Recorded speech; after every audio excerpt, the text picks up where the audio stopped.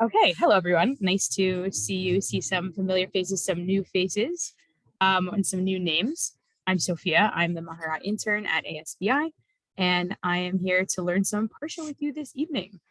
The quick summary of what we're doing, the project that we have for us this whole year is to look at the Parsha every single week through the lens of the Gemara to see how the Talmud, the Jewish oral law, takes a verse or a pasuk from our Parsha in a way that might even seem somewhat out of context and convoluted.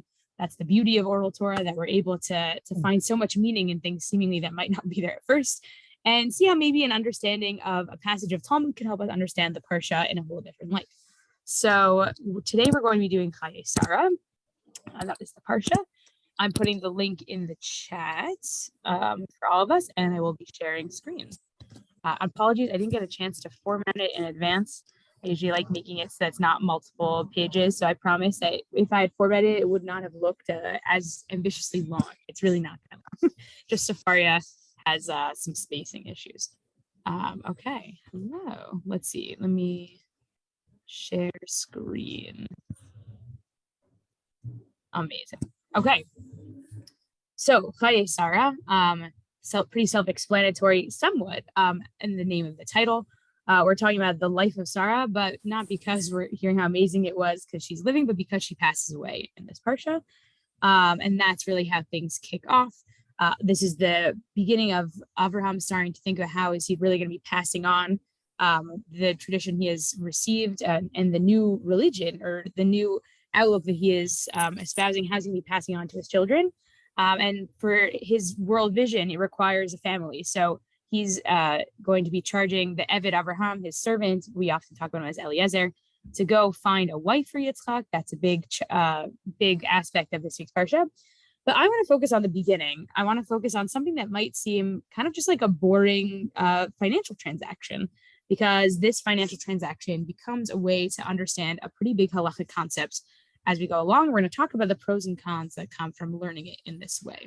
So we're going to be learning about how Sara, when she passes away, Avram really wants to buy a plot of land for her to be buried in, and also to ensure that he can be buried with her as well. And that's how the Parsha begins. It is 20 psukim, which is a little bit lengthy for the beginning, but I think that it's helpful to kind of have this context. So we're going to kind of breeze through it. I'm going to try and read it kind of quickly. We'll make sure that we're all on board, and then we'll begin to see what the Gemara does with it, which would be interesting. Okay, so this is the first source from Genesis 23, 1-20. Vayu Chayei Sara me'a shana ve'esrim shana v'sheva shanim shnei Chayei Sara. Okay, Sarah's lifespan, her life. How long did she live? She lived for 127 years, kind of like saying 7 years ago, right? It's like we're saying it in an interesting grammatical way. Those were the years of Sara. Vatamot Sara b'Kiryat Arba hi Chevron be'eretz Canaan v'yavo Abraham lispod Sara v'livkota. Sarah dies in Kiryat Arba. This is also known as Hebron in the land of Canaan. Some interesting topography here. And Abraham comes to mourn her and to eulogize her and to cry.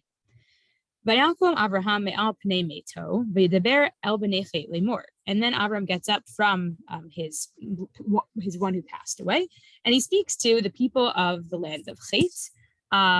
That is the people living in the area, not a part of Abraham's tribe. And he says to them, Ger v'toshav anochi machem, tnu li achuzat kaveri machem ve'ekara meti milfanai. I am both a resident and a stranger and a resident in this land, or amongst you. Please give to me a plot of land for a burial with you. I would like land in your burial site so I can bury my dead with yours. This phrase, Ger v'toshav, seems kind of paradoxical. I am both a stranger and a resident in your land. Rav Soloveitchik, who we've talked about many times so far on this Parsha, and I didn't even realize how much maybe he affected my learning, but considering this is like the third or fourth time we've talked about him, here we are. He loves this phrase. He talks about this being like the paradigm of what being a Jew is. We are both a stranger and a resident of the world, and that's often how we feel amongst other people. I think it's a really interesting way to be thinking about our relationship to Judaism and others. Okay, so he says that.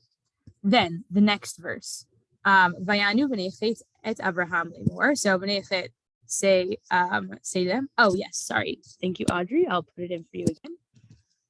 Great. If anyone has any problems accessing the text, please let me know. Okay, so Bnei Chet say they're going to answer. What do they say? Shema'inu Adoni, Nesi Elohim ata b'tochenu, v'michar kvarenu, kvor et meitecha, ish mimenu et kivro lo yichle mimecha mikvor meitecha. So they say, great, listen up, you Prince of God. You are amongst us in our midst. Of course, you can come bury your dead with us. We will make sure that we will not withhold from you this burial place. Abraham is very thankful. He gets up and bows to them because he is showing how thankful he is to getting this plot of land from them. And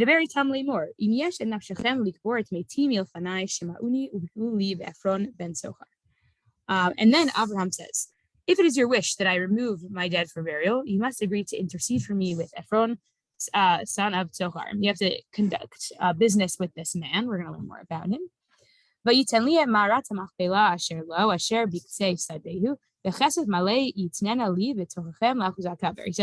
have all this amazing land. I want Ephron ben Zohar's land. It's really nice. It's right on the edge, on the field. That is what I would like. I'd like to fully pay for the opportunity to have this land. Ephron yoshev betoch bnei chet v'ya'an Ephron hachiti et Abraham ba'oznei bnei chet l'kol ba'ei shar yiro lemor. Ephron was a part of the Hittites, and he makes a statement in front of everyone because it's going to be an important transaction, financial transaction, so it's good to have some witnesses. And he says, Lo adoni shema'ini, asadeh natati lach, v'ha me'ara asher bo lecha nitatiha, le'nei v'nei amin nitatiha lach k'vor beitecha. He says, you don't need to pay me anything. I'm happy for you to get this land as a gift from me. And I'm saying in front of everyone so that I won't come back and try and cheat you out of it one day. I would love to give this as a gift to you, Abraham. Abraham bows, because that's how they respected each other. Abraham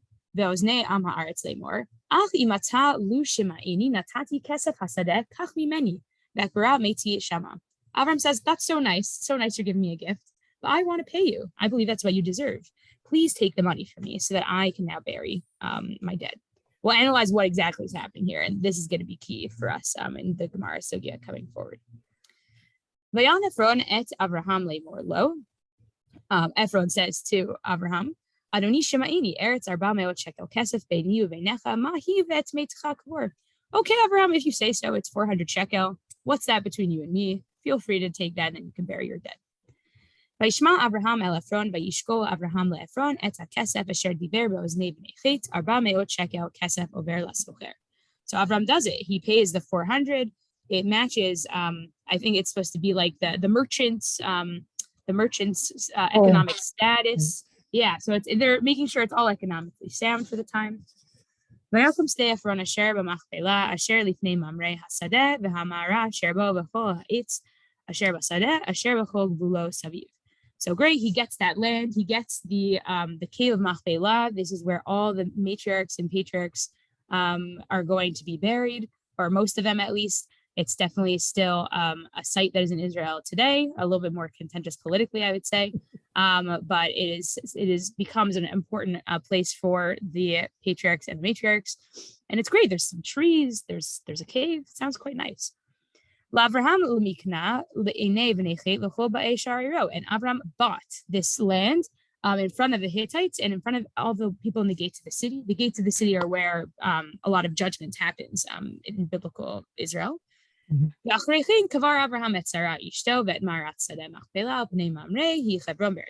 great. Abraham bought the land. Sara and Machpelah, also Hebron. Last pasuk, Vayakum hasadeh v'mara asher bo l'Abraham la'akuzat kaver me'etz bnei chet. And just to clarify, he bought it from bnei chet.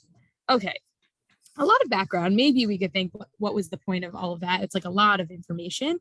But what I want us to take away from this is that Abraham really wants to make sure that his wife, Sara, has a burial location. And not only that, he has the opportunity to have it gifted. And yet he says, no, I want to pay money. So I'm curious, this is where we're going to open up to the crowd. What do you think the reasoning is behind that? If you have an opportunity to get some free lands, why not take it? Where do we think Abraham is coming from? Does anyone have any thoughts? Barry, yeah, go for it. I had both the benefit and the burden of having studied American law before taking this class. and, this is a contract deal. I think Abraham is looking to the future and wanting to get a foothold now. Abraham has been promised at the covenant between the pieces that his seed will come back in the fourth generation and receive this land. And I think Abraham, when he first came out in Lech Lecha, was already promised that he would be made a great name, a great person, and a great people from him. And it turns out all the people from him, I guess, as the bracha promises, all the people of the world will be, blessed by your name, because you heeded my voice. Abraham has got a foot in two time frames, today, in biblical today, and in the biblical future, in the fourth generation when his people will come back. And he wants to not be given something that can be even remotely misconstrued as not his land or not paid fair price for it. That's why the price was commented, aside from the text, the comments that I've read were that this was money that was good in any jurisdiction, in any country, and with any merchant. This was good money. So Abraham wanted a deal, and he wanted to own. And you mentioned the Kriyat Arba and the four families that would be buried there, couples. Aside from Adam and Eve, which I read as a commentary, were supposed to be more buried there.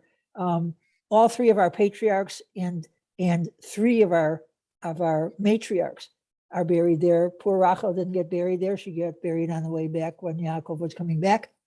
And the concubines who bore who bared the name, the tribes that they bore, that they buried, excuse me, that they gave birth to, they weren't buried there either.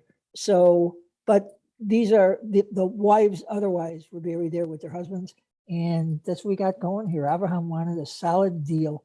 And when he walks this land, a piece of it is his, and he's got the start of a claim. Yeah, so this is like a pragmatic reason. Absolutely. The first Rashi in all of the Torah is, why did we start with Breshit as opposed to Mitzvot, right? Oh yeah. It's the Torah is a book of law. And you could think, oh, the reason is because it's so beautiful to tell the Genesis story. But really what Rashi says is we got to make sure that people know that the land can belong to us too. Like there's a concern of what other people are going to say. And like, so nice that everyone wanted to give this land as a gift to Abraham. But he's like, no, I just want to make sure I have the receipt just in case anyone questions it. Yeah, it's a very pragmatic reason. Dina and Yona, I saw your hands raised before. Do you want to share, or has the moment passed? Nope, good. So like you said in Breshit, where you establish ownership, this is the document of the people. And in our main document, we've established ownership from God and then from this contract, like Barry was saying. Thank you. Amazing. Yeah. Does anyone have any romantic answers? Like we're talking about Avram and Sara. I have my own potential answer, but does anyone have a read that maybe there's something like not just about the financial, pragmatic transactions? Does anyone see maybe some beauty in what's happening here?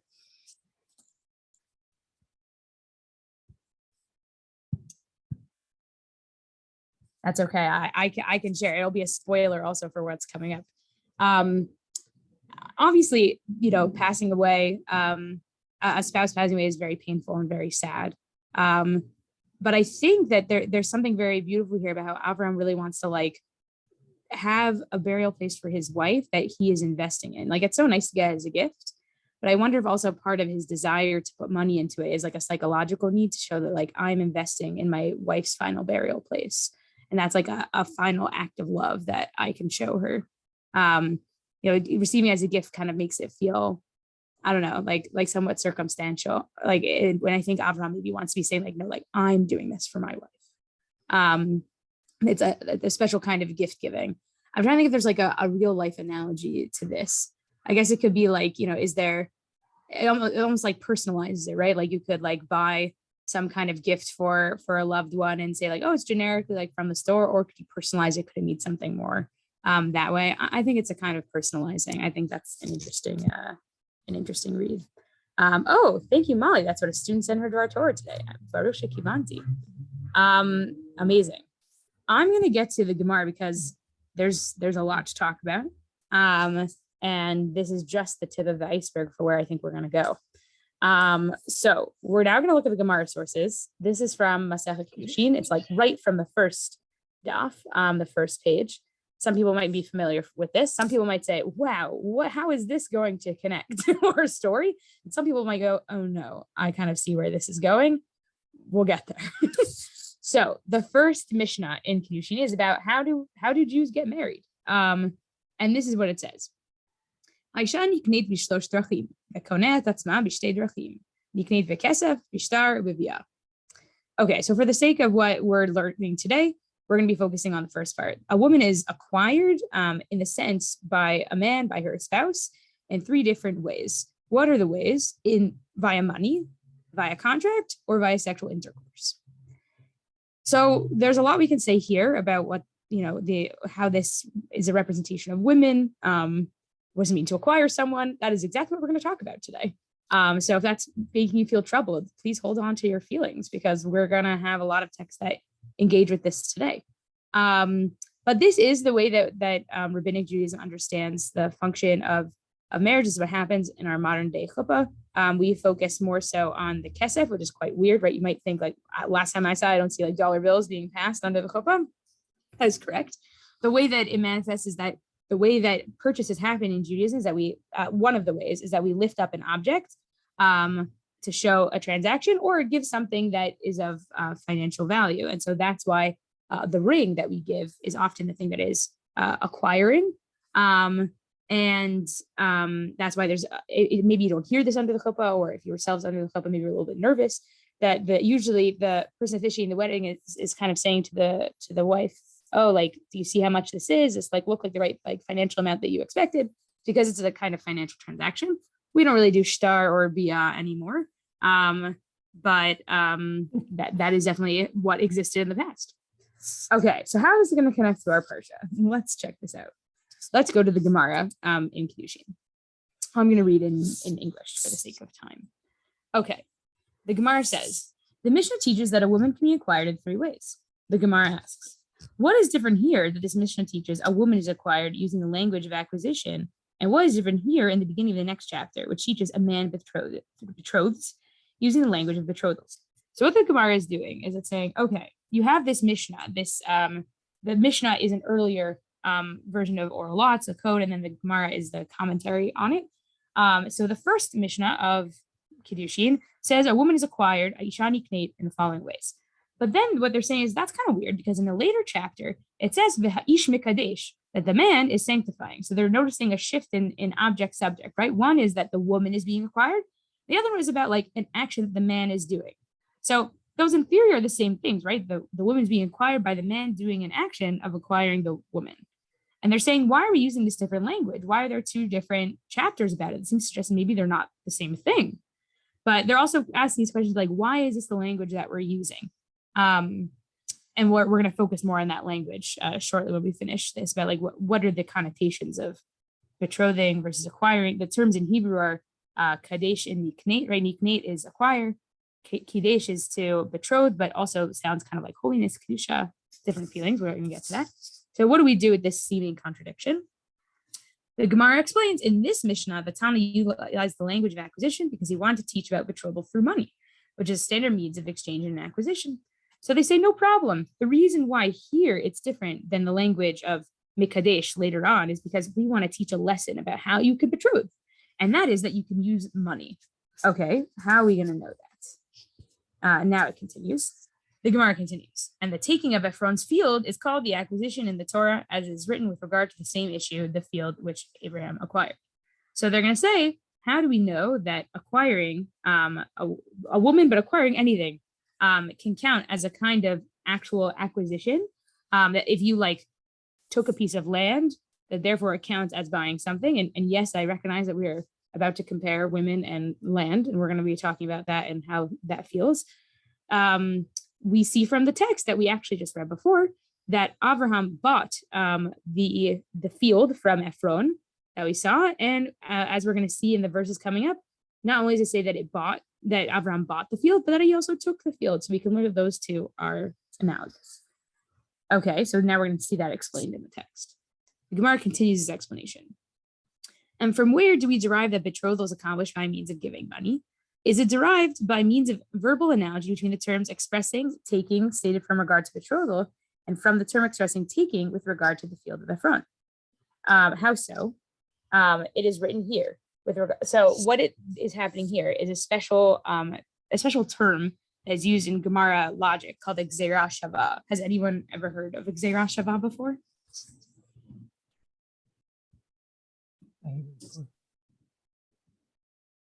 I'll write it in the chat so that we can all kind of see how it's pronounced. Gzeira Shava in the English.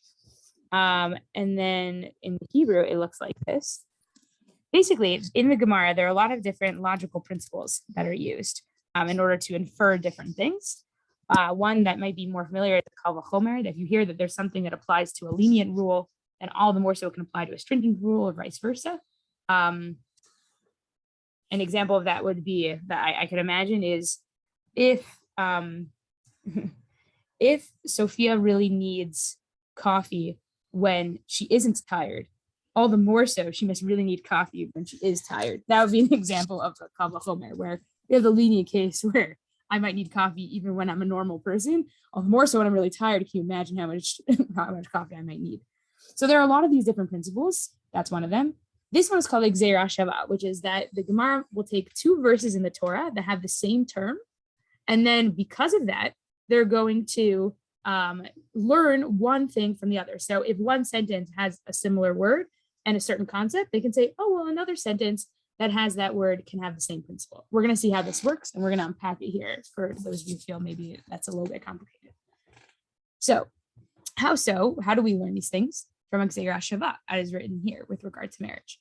When a man takes a woman, that is the pasuk in Deuteronomy that talks about what it looks like to marry.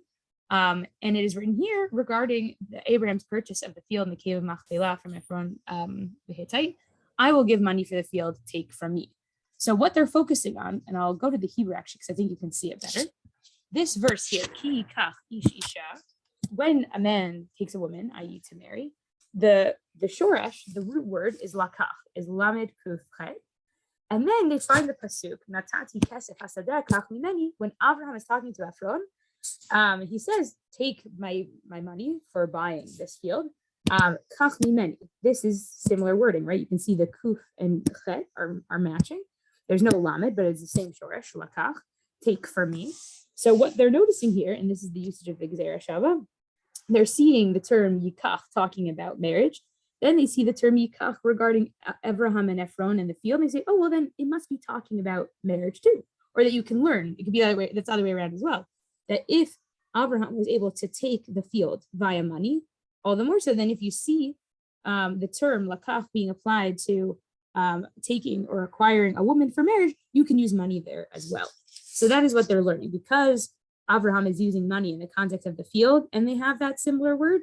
So too in the case of marriage, where they have that word, you can also use money. That is how the Gemara is used. Like, it's very typical Gemara logic to kind of be learning in this way. It's both logical and kind of like convolute. You could like take any pasuk if you wanted. You could find many psukim that say vayomer, and he said. But then, how are you going to know what you should be learning from it or not? So that's like a separate, really interesting question, like how the nature of these logical or these exegetical principles work. But there is a kind of logic to it. They see this similar word, and therefore they think the rules from one can apply to the rules of the other. Okay. So just to clarify, this verbal analogy teaches that just as Ephron's field was acquired with money, so too a woman can be acquired with money. Okay. Before we get to the second part of the Gemara, here's the time that both we can open up the floor for asking clarification questions because it is complicated. And also, this topic is complicated emotionally, morally. What are some of the feelings maybe people are having? Because what is happening here is we're saying that we're learning about how to marry each other via land acquisition. And how does that make us feel regarding how the rabbis are thinking about marriage? happy to hear people's thoughts.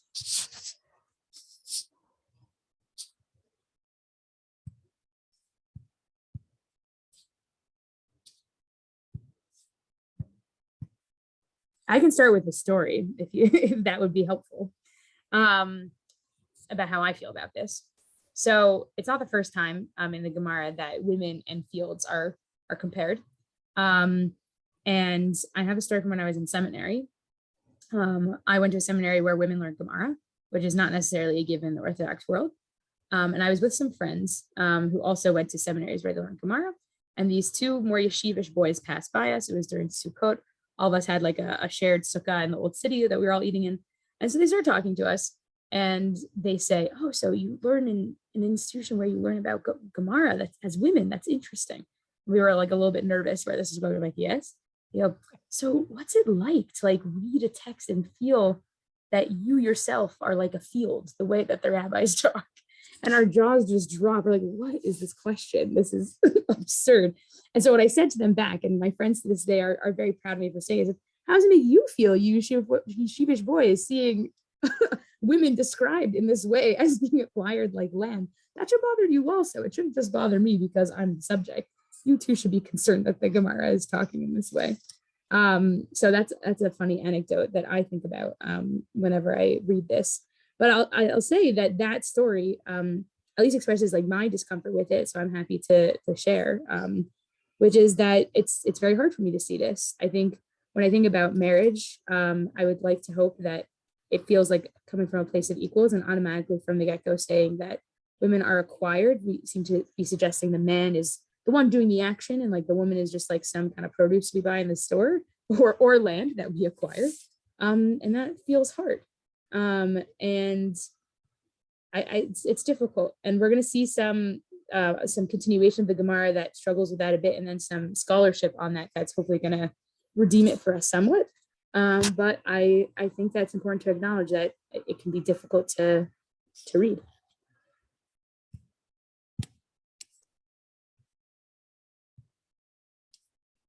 Does anyone else have any thoughts they want to share before we continue? People are also welcome to disagree. Maybe they find this not to be an issue to them, and that's great. Sofia. Hello, yes, Dr. Annie Freudenstein. I just like I love your romanticism, and I, of course, please God, hope for all of that for you in the future. But I and hate to get all kind of Marxist sounding on you, but the idea of marriage as a financial transaction is one that has been very prevalent throughout history, as far as I understand, not only for Jews, but for most cultures. And so as uncomfortable as that is for us today, through a historical lens and even thinking about different cultures, then, maybe it is becomes a little, to understand that how common it was and is even in still some countries and some communities, perhaps that makes it a little bit more palatable.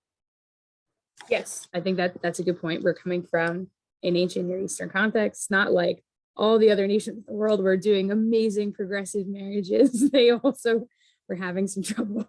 So yes, I think that's a point. And yeah, it's so nice to hear you talk about your marriage in that way. That's my mom. For those people who I was about to ask if you were related. Very happily married to my father, who last time I checked doesn't need the marriage. Welcome. Yes, Dina and Yona. I was in Israel in the 80s when they dealt with the hyperinflation by moving 2 decimal places. And that's relevant because on my bank account, it just showed a subtraction. And I said to my roommate at the time, I said, why did they do that? He said, because those are the only operations that you can do in a bank account. Now, if you take that and you go back to the time of the Torah, the issue of marriage could only be defined by the certain types of activities, certain types of transactions that could take place. There wasn't some special "I love you" thing. There to be married was to have a contractual agreement. That was something that people understood. To have something different than that would be outside of the scope of what they did. I hope you Totally. followed that. Yes, yeah. I think that's a good point. I think it's like similar to our ancient Near Eastern context point. Although that part about the bank, that's quite funny. But that's just kind of like the way of the world. The pushback that I'd have about it, and this might be also my naive self of the 21st century, is that, well, if it was merely just a financial transaction, like in theory, the woman then should be able to acquire the man too. But I also understand that that's not how the world was set up then. And that's totally fair.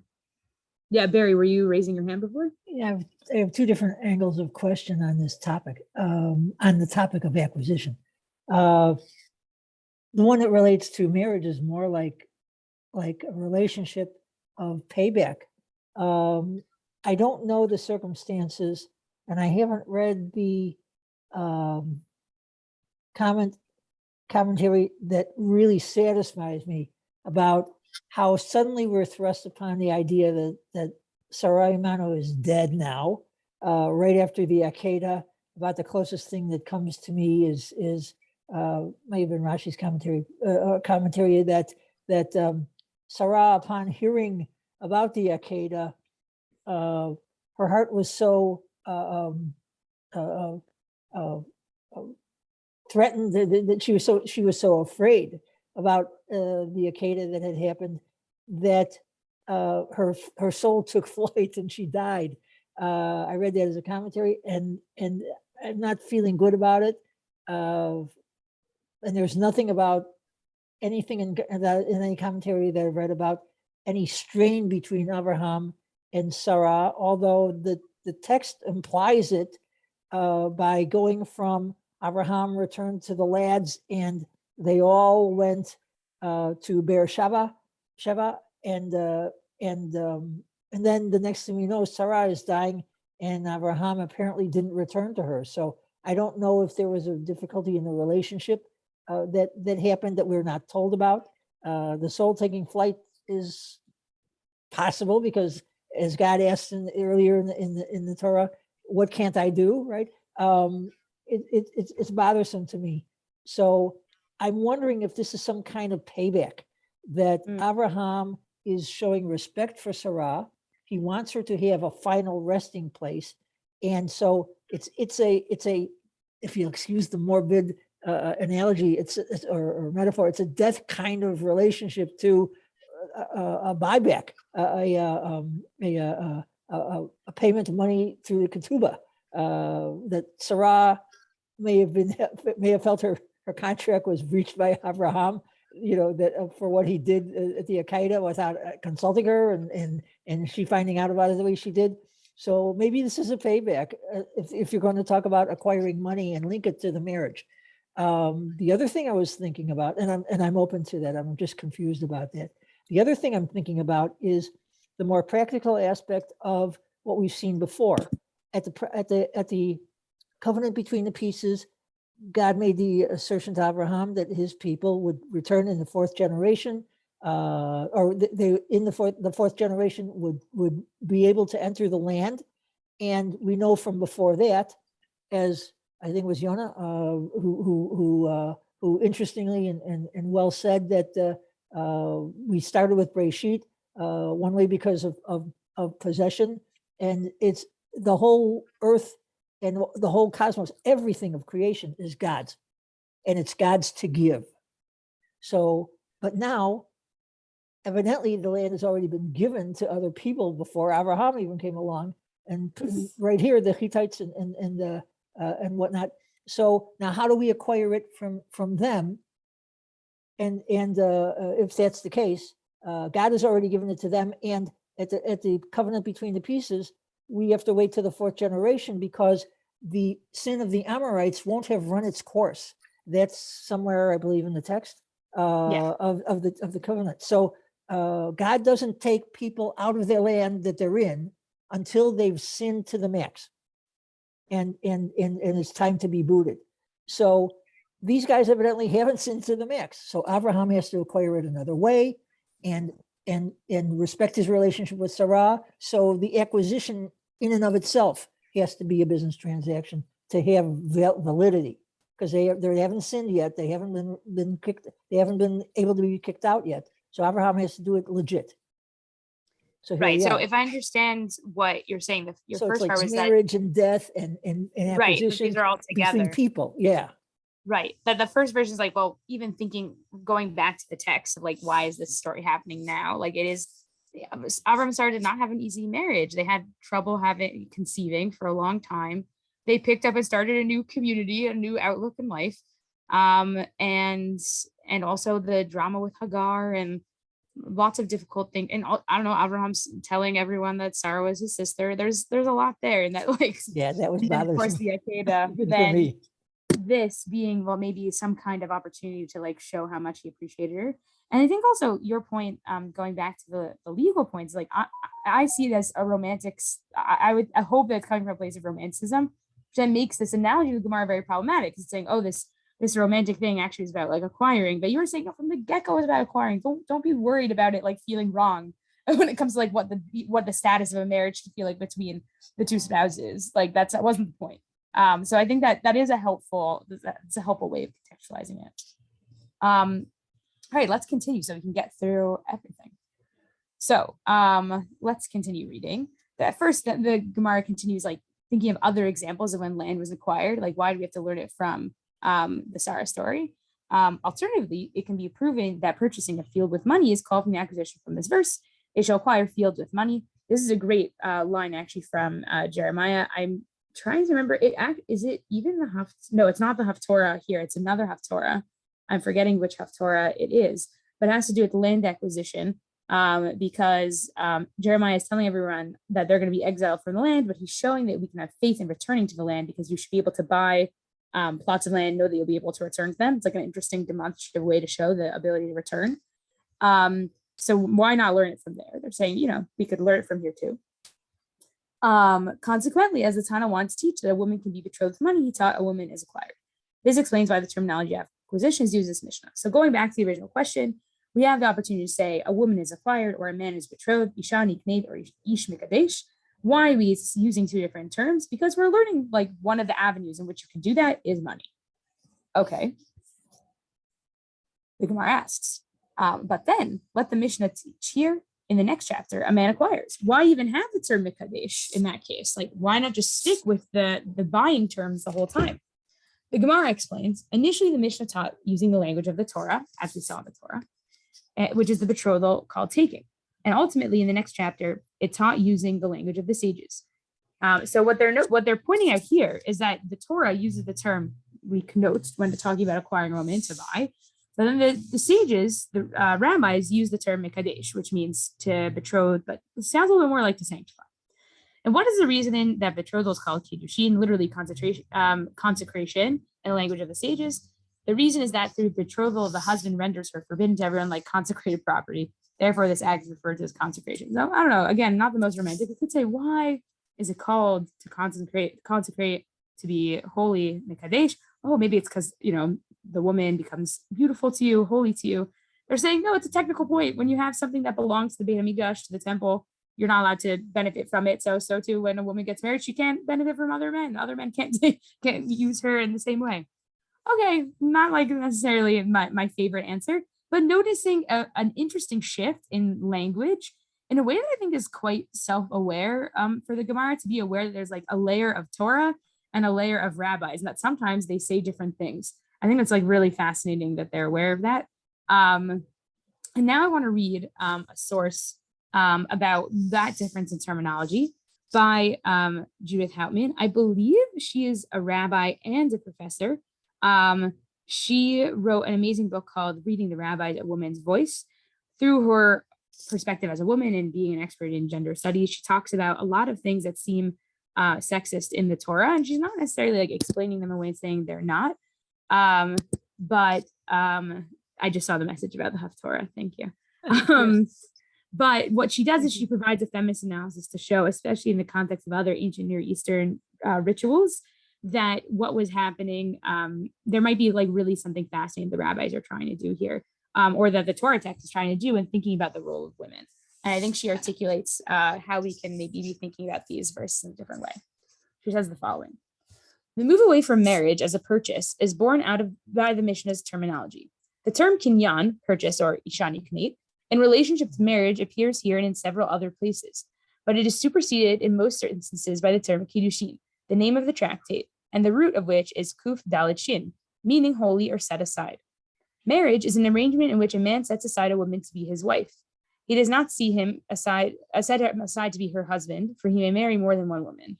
Despite this imbalance, the standard rabbinic term for betrothal, kiddushin, unlike its biblical equivalent, erusin, suggests that marriage has somehow been infused with a sense of sanctification. This study is not intended to cover all aspects of marriage as presented in the Talmud. Instead, throughout this chapter that she wrote, that is all on Sofia, by the way, I've attempted to show through selection of topics within the general category of marriage that institution was undergoing extensive and perhaps radical change in the rabbinic period. Although we cannot say that the change approximated treating women equally with men, which is probably the goal of much legislation within Jewish circles today, particularly in the area of marital law. She's talking from, I think, a multi-denominational context there. The inescapable conclusion is that the general thrust of rabbinic legislation regarding marriage still seems to have intended to confer, or at least had the effect of conferring more rights and benefits on women and on men at the same time. This is not a circumstance in which the more they give the woman, the more they deny the man, but rather the one in which the more she gains, the more he gains. So what she's noticing is that shift in language, and the Gemara even notices it too. Why would the first Mishnah say yikneh, to acquire, then the second one says that a man betroths mekadesh? Even the Gemara itself says, well, one is taking the language of the Torah, and then the rabbis have this different term. And so the question is, why would the rabbis even have a different term? The idea that the rabbis, of course, they're interpreting the Torah Shvichtav, the written Torah, but that they create a whole different term altogether to describe what is happening seems to suggest they want to be talking about marriage in a different way. And I think that she points out something really helpful, right? Like whenever we talk about marriage now, whether it be the tractate is not called Masechet, Masechet acquiring. It's called Masechet Kiddushin. When we talk about what happens at a wedding nowadays under the chuppah, we don't say it's the part where she gets bought. We say it is the Kiddushin, talking about the sanctification. She's noticing that the rabbis are coming in with a certain desire to make marriage different than maybe how it was initially understood, which I think is a really interesting way to be thinking about the nature of the rabbinic project in general. Curious what people think about her approach. If you find it helpful at all, maybe it's a little bit apologetic. Maybe you like what she says a lot, and that's great. And I'm happy to hear any kind of reaction.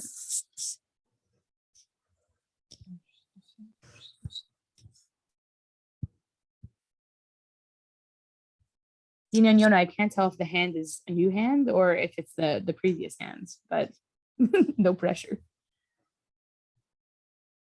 Yeah, very. I'm going back to the beginning. The Breshit has Adam naming all the animals and naming all the creatures, if you will. I'm sorry, not just animals, not just like, but creatures. And he comes down to the end of it and he realizes he doesn't have a partner match. And he makes it known. He's sad in some way and or reflects something, and God knows it's time to make his partner.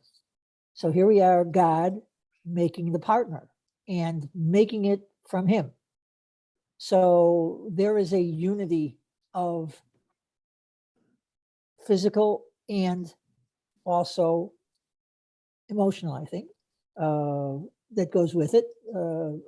A unity of souls, maybe. I'm not sure how to really describe that one, but I'm thinking that it's all part and parcel. God doesn't do things without having solutions for the problems he's created for us to know that we have a problem. So I'm pretty sure this is a unity kind of thing.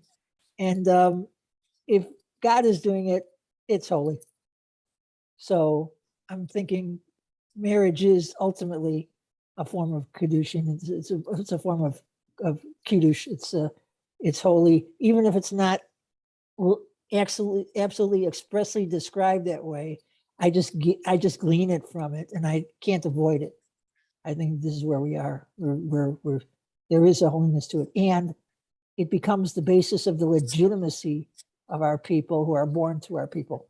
So, you know, after Kedushin and after betrothal comes cohabitation and sex and children.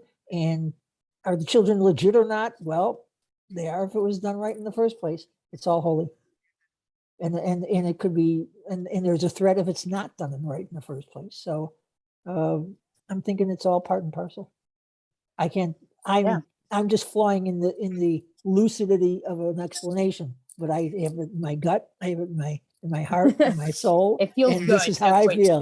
This is how I feel. And Anna and husband, thank you for being with us. You know, it's how it goes. Yeah. I'm curious if people have any thoughts regarding the way that she talks about the way the rabbis are struggling with the term as opposed to the Torah. Is that something that maybe surprises you about the nature of the halachic process? I feel like for myself, I'm often given a narrative of the rabbis are just doing exactly what the Torah really meant, and that they're not deviating too far from what's written. And that's like a concern of maybe those of us like being concerned looking to the right, the more right-wing factions of the Orthodox community, the Jewish community, wanting to show like, oh, we're not trying to have our own sense of agenda or have our own sense of like concerning conflicting values. And yet the way she's talking about it, that's even taken from the text where there's a clear understanding of like what the written Torah says and what the rabbis are thinking. There seems to be a shift that the rabbis want to be thinking about marriage differently than how it's presented. Daughters. I'm curious how people feel about that, about maybe, is that a surprising way to be thinking about the halachic process? Maybe it's not surprising at all.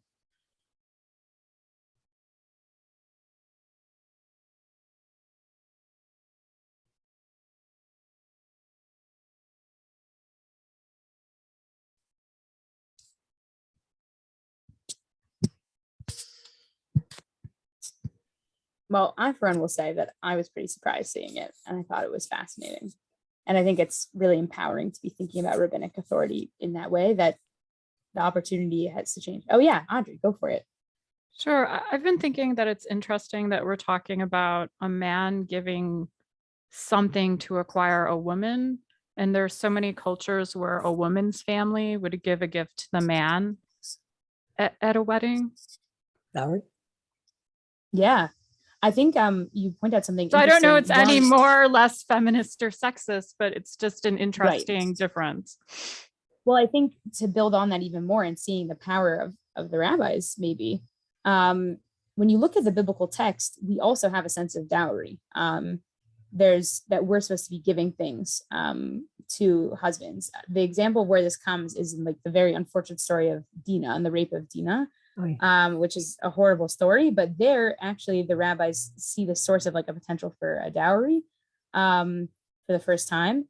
But what's fascinating about it is that when we look, you're totally right, when we look at the rabbinic Jewish ritual way of performing a marriage, that's not how we do it anymore. It almost flips.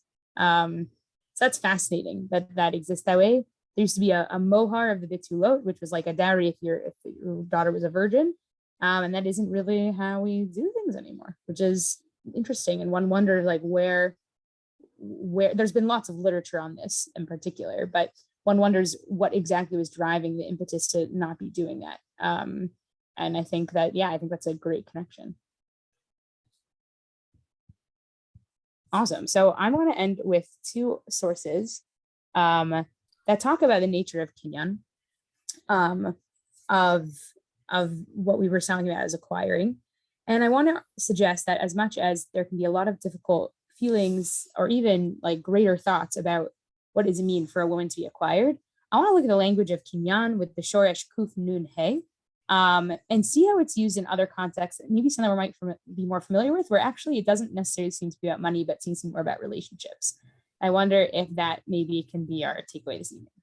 So this first line is from Shirat Hayam, from the Song of the Sea, from Moses and Bnei Israel while they're crossing the Red Sea after leaving Egypt.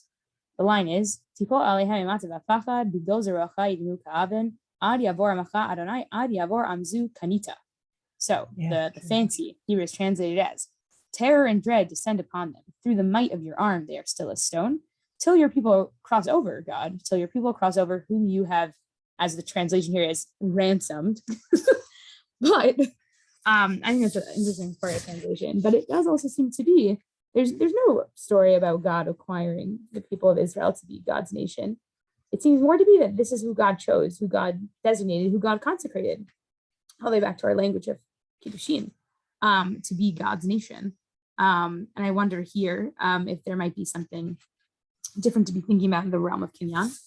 And my favorite one that might be more familiar is from Pirkei Avot. Yeshua ben Parachia unitai arbali kibu mehem. So this is phrases that we learned from Joshua ben Parachia and Nitai the Arbalite. Yeshua ben Parachia omer, aseh lecha rav, uknei lecha chaver, v'havidan kol adam lekaslu. So 3 things. 1, make for yourself a teacher, acquire for yourself a friend, and judge everyone with the benefit of the doubt. But the term is uknei lecha chaver, acquire for yourself a friend. Now, I don't think people understand this verse to be, okay, give someone $50 to be your friend. That's not really a model of friend. This seems to be a model of acquiring, of like maybe investing, sanctifying a friendship. That seems to be the way it's understood. Even the term aseh lecha rav, make for yourself a teacher, what does that mean? That's also a great question. Like, what is the verb to make for yourself there? But I think this, almost echoing, it's not exactly what Hauptmann was saying, and it's not exactly what the Gemara was saying, but we have other texts that seem to be thinking about kinyan, of acquiring in ways that aren't simply just acquiring land for the sake of buying stuff, for purely a financial transaction. There's a level of acquiring that doesn't have to be objectifying, turning women into objects, but it can be an opportunity to cultivate relationship. And I think going back all the way to the original text, that might even be part of what I was saying before about this like potentially romantic way of thinking about what's happening here. A lot of texts describe making sure there's kavod hamet, honor for the dead, and making sure they have a proper burial is chesed shalamet, is like the ultimate kind of chesed, or ultimate kind of giving, because you can't expect anything back, right? Like there's no, oh, maybe if I do this, they'll, I'll scratch your back, you scratch mine. That's it. That's the end of the road. And this is what Abraham does for Sarah. And so it can be also seen as an ultimate kind of love. It's a love that is so pure because it's not expecting anything in return. And so I wonder if these ideas of acquiring, thinking about them in different ways, even though this is the first source that we have in the Gemara for understanding the uptrue for Kiddushin via money, if we can be seeing it in a different way that doesn't necessarily objectify the woman in a way that feels painful, as it often can be, but if there's maybe different ways of thinking about what acquiring is, about why we use that story in particular as the paradigm. We could have used that story in Yirmiyahu that we saw, but no, we use the story of Avraham and Sarah. And maybe it's teaching us something about what the nature of marriage can be, what it means to really give to each other. Unfortunately, it's so sad, as we were saying, Avraham gives this chesed shalamet to Sarah before she can even understand and like appreciate what Avraham gave to her. But maybe learning from this story is an opportunity for us to be thinking about the relationships we want to cultivate, whether it be in marriages or in the deep friendships that we cultivate with each other, and thinking about what we owe each other and what does it mean to truly give and to truly acquire. Hopefully thinking about it in this way. Also, I think an opportunity to be viewing an issue that might seem like more morally problematic in the Talmud and viewing it in this way that isn't, I would hope it's not purely apologetic, is a different way to be thinking about the text and these important relationships that we have with each other. Could you raise that last line in English under judge all men with? Please. Yes. Oh, there we go. Oh, wow, weighed in his favor. Yes. Any last thoughts? Otherwise, we are at time. I noticed all the 3 of those things that Yoshua ben Parachia said seemed to me, in my own words, as being bilateral relationships. They're in some way or another. I want us to get together so that I can give you, you can give me. There's a mutual benefit from teacher students, from friend to friend, and from judging all peoples, not all men, but all peoples with the good spin. If it goes both ways, everybody gains. That's beautiful. Amazing. All right. Well. Yeah, well. Thank you. Thank you. Thank you. Thank you, Great everyone. class. Have a good evening. And thanks for coming to listen Mhm. to Torah. We'll see you next week. Thank you. Take care.